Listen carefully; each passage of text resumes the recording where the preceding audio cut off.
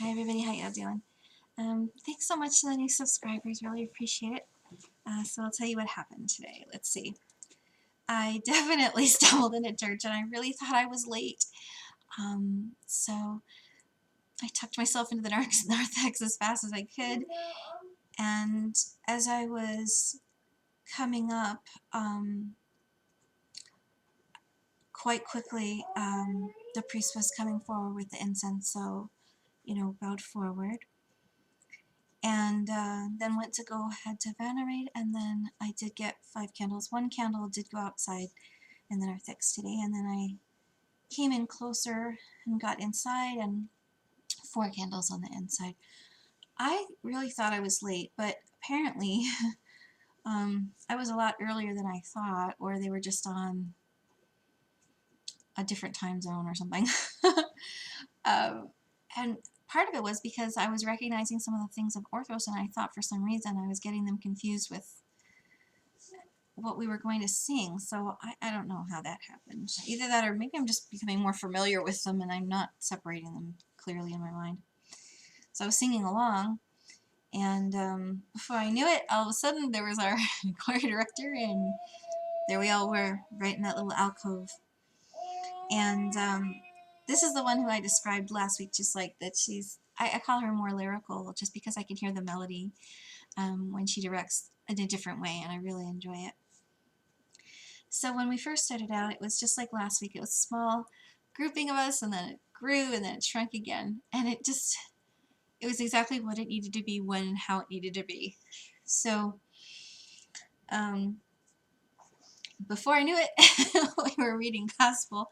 And the only part that I do remember today was a story that I don't think I'd ever heard, that had to do with Jesus raising this one man from the dead because he'd taken compassion upon the woman because it was her only son or something like that.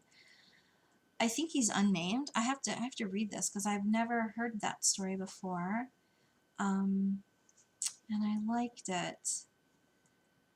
There was something else about Jesus healing, and I don't remember when I was hearing about this. I think that there's something else about how, yeah, I need to look that up. Maybe I'll do a video and ask about that. Okay, so then there was that.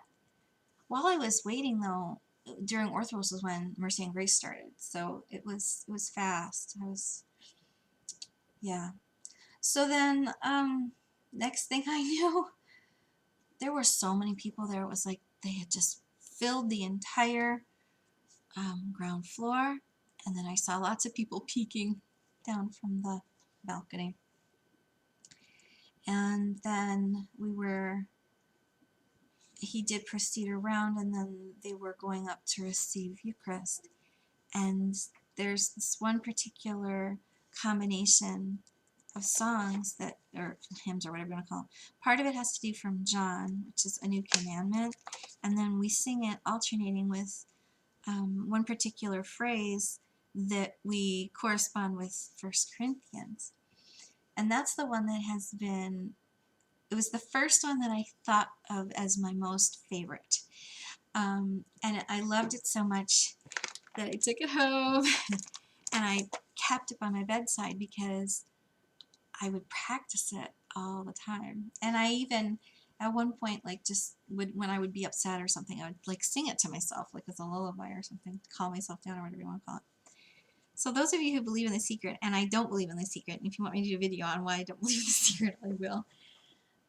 Yeah, this is the one that I was called on to chant. So I got to chant today. I got to do 1, 2, 3, 4, 5, 4 or 5. I think either 1, 2, 3, 4, 5. I did either 3 or 4. I don't remember. I'll put down in the little box there the ones that I got to do. And if you want me to do another video that's just of me singing that, I'll do that. Maybe I'll do that and then link it to this, and it'll be unlisted, and so only if you want it, you'll see it, but you don't have to see it if you don't want to. That way. So let's see. I got to do that. It was the first time I ever got to chant out loud there. There was a really interesting thing that happened. It didn't happen quickly, like a lot of times when you do a performance, and see, maybe that's the difference of when it's a prayer and when it's a performance. You can kind of go into autopilot and you don't really even remember saying your lines if you're in a play or singing the music, because it kind of just flows through you and you're doing it by rote and you're feeling it at the time, but you don't necessarily recall it until very much later, if you do at all sometimes. This was different, and it was much more reminiscent of what it felt like as a child when I would pray in Hebrew and we would do the prescribed prayers, and they would have a certain cadence and certain rhythm, but it had a lightness to it that didn't. And there was something that I felt, and I don't know how to explain this, but it was sort of like I was going through the top of the center portion. I don't know how to explain that, but like, because I know my voice was reverberating back from there, so maybe that's why I had that feeling, because I could hear it going all that way, because it does travel. And they were just built so beautifully for sound, for the a cappella stuff. And I don't know, that kind of felt like some sort of like blessing initiation thing. I don't know how to explain what I'm trying to say. Speaking of blessings, two things actually.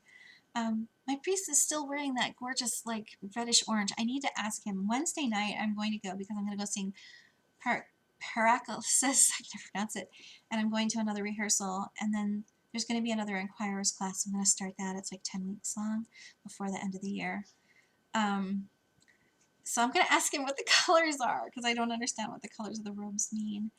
And I was thinking about something that he had said in another class that he had given us about how all of the mysteries or sacraments, whatever you want to call them, that are provided by the church, that they're received by you. And I was thinking about that because that's what Kabbalah means, is to receive.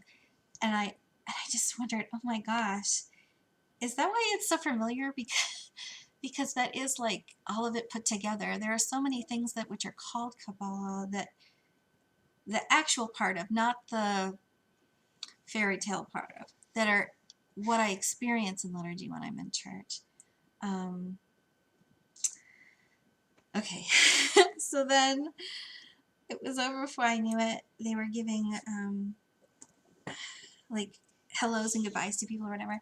There was a couple there who'd been married for 50 years, and we all sang to them, and they gave them flowers that had been up behind the altar.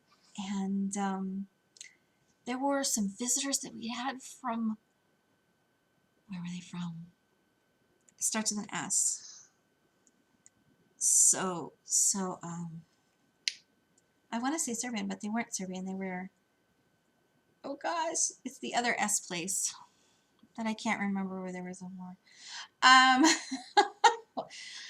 I don't know why I can't remember, sorry. Okay, so I went and I talked to them afterwards anyway, and they were very, very nice, and